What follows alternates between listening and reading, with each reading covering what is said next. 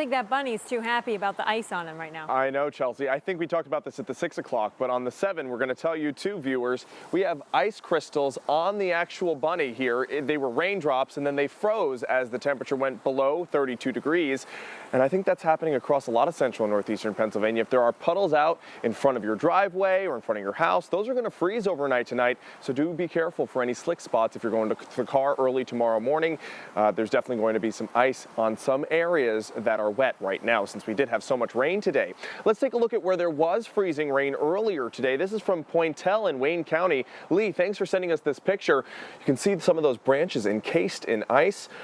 Steve went to his car earlier today in Forest City in Susquehanna County and found a layer of ice on top of it. A lot of the time, metal is a lot colder than brick or other types of material, so it freezes, the rain freezes on contact, and that's what happened for Steve's car. Another photo of some frozen precipitation on leaves. This one's from Jeanette in Preston Park. Thanks for sending in this photo. I think this is a beautiful shot, but it really does speak to the fact that we did have freezing rain in that northern tier today. We're talking Susquehanna and Wayne counties. This is what I was worried about, and it did in fact happen.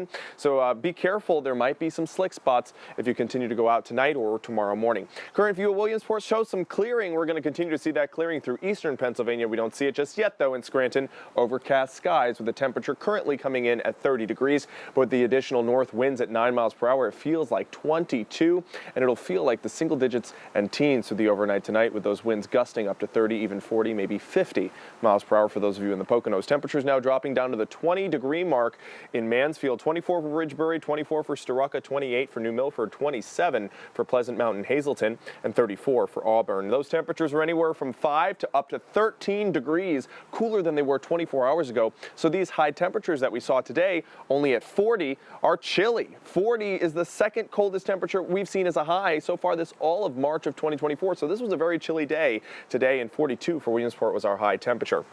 We do have wind advisories in effect for both Carbon and Monroe counties because the Poconos are going to see some of the worst of the wind gusts tonight. We saw those showers exit Pike County a few hours ago, looking at the bigger picture. Now there's heavy rain up near Boston, snow for Maine and New Hampshire as well as Vermont.